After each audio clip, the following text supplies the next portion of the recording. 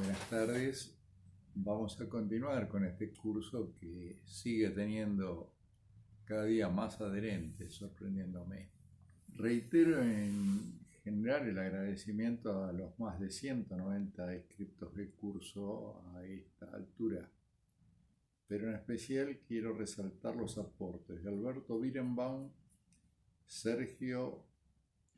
Campertoni, Facundo Gutiérrez Galeno, Sebastián Tedeschi y Jorge Terzibachian. Ellos han enriquecido el contenido de las clases y además han merecido consideraciones en particular. No en el caso del cursante Terzibachian, que todavía tenemos pendiente la contestación. Los links que a continuación se insertarán indican la posibilidad de incorporarse al conocimiento del material ya subido, escrito y por video a este curso. Aconsejamos un plazo prudencial de 20 a 30 días para ir cumpliendo con las lecturas que hemos recomendado y continuaremos después con la posibilidad de un debate más generalizado y rico con códigos comunes. A los efectos de facilitar los próximos estudios, quiero advertir que cuando llegue el momento de discutir, tratar y debatir los temas atinentes a cómo se sancionó la Constitución de 1949 y la reforma de 1957, usaremos fundamentalmente como bibliografía las publicaciones de los diarios de sesiones de las ambas convenciones. Están publicados por el Congreso de la Nación, son 2 tomos, la Constitución del 57 que les estoy mostrando, y un tomo, la Constitución del 49. En ellos están los debates que dieron lugar a la sanción de cada una de las disposiciones que vamos a analizar con el debido cuidado. En el proceso de entender el constitucionalismo social habíamos suspendido a finales del siglo XIX el proceso de emergencia del derecho social respondiendo a la cuestión social. Algunos de los cursantes ya me advirtieron la importancia que tenía en esas circunstancias en que nace un derecho cuestionador del derecho público y del derecho privado de fines del siglo XIX, el nacimiento de un nuevo instrumento generador de derechos, que es la huelga, y a partir de la huelga el convenio colectivo como norma pacificadora del conflicto social o racionalizadora del mismo. Esto está ya en función particularmente de la cuestión de la jornada y en relación a la jornada el salario de la jornada, la lucha por las 3/8 y en el marco del derecho la importancia que tuvo el proceso de los mártires de Chicago en nuestro país, el hecho resaltado por la huelga declarada para el 1 de mayo de 1890, donde se reivindican los puntos fundamentales de lo que se tiene que reclamar como legislación obrera, el fracaso de las peticiones obreras en esa huelga por no aceptación por ningún diputado del pliego de pedidos que se le presenta al Congreso,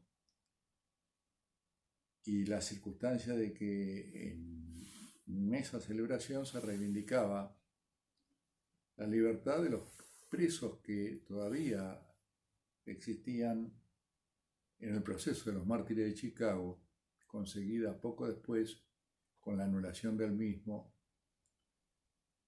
por parte del gobernador del estado en que sucedieron estos hechos. Entendido esto, en el derecho privado también hay que entender la otra vertiente que confluye en la reivindicación de la cuestión social con las transformaciones de la libre contratación del trabajo y la locación de servicio como tal de instrumento de apropiación del trabajo humano. Esto se da en el marco del accidente de trabajo y la enfermedad. Y el nacimiento dentro del derecho privado de la doctrina del riesgo profesional, que ha de significar una transformación de toda la teoría general de la responsabilidad y que ha de producir la emergencia de la noción de la responsabilidad objetiva, rescatándola del pasado del derecho romano y vertiéndola a todo el derecho privado a partir de la figura y tipo contractual del contrato de trabajo. Este se basa en una idea básica, la indemnidad del trabajador ante el riesgo que produce el trabajo que sirve para apropiárselo por parte de un responsable de los daños que produce el mismo como actividad. Tenemos entonces que es en esa época histórica donde nace el derecho del trabajo con la figura del contrato de trabajo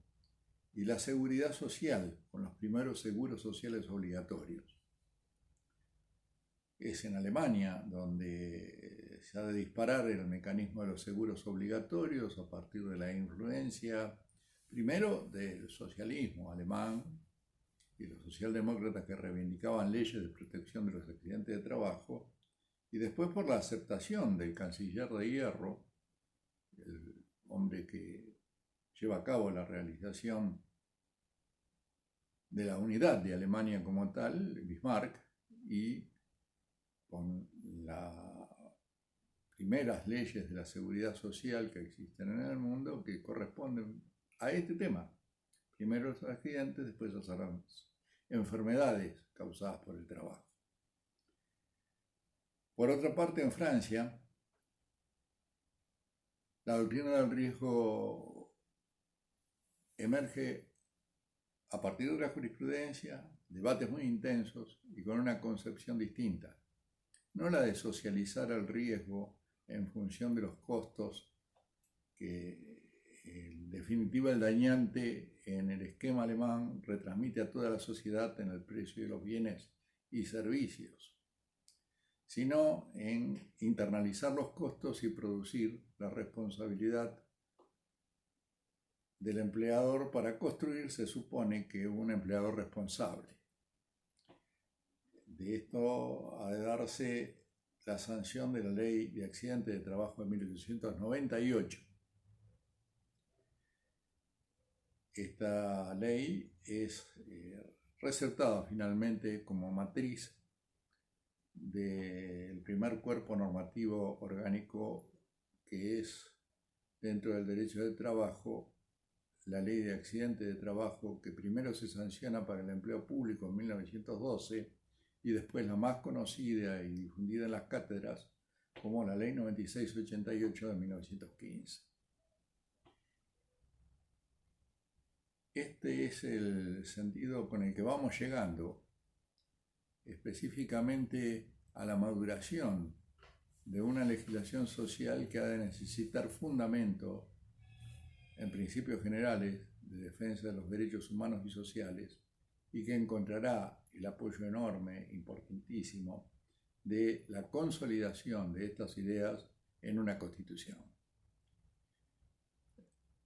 A nivel nacional es la Constitución de Querétaro. Veremos que esta tiene antecedentes incluso en México y en la propia Argentina de cláusulas económicas y sociales de derechos en constitucionalismos provinciales o estaduales. Pero esta Constitución de Querétaro es de una importancia significativa mundial y la estudiaremos a partir de su texto.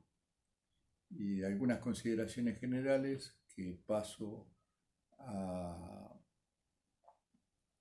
transmitir al curso a partir de unos apuntes de un libro que en borrador e inédito he escrito sobre el tema. Facilita esencialmente el texto de el primer documento que ha de servir de base a que en todo Estado de Derecho democrático posterior aparezcan cláusulas de reconocimiento de los derechos fundamentales del trabajador. Nada más por ahora.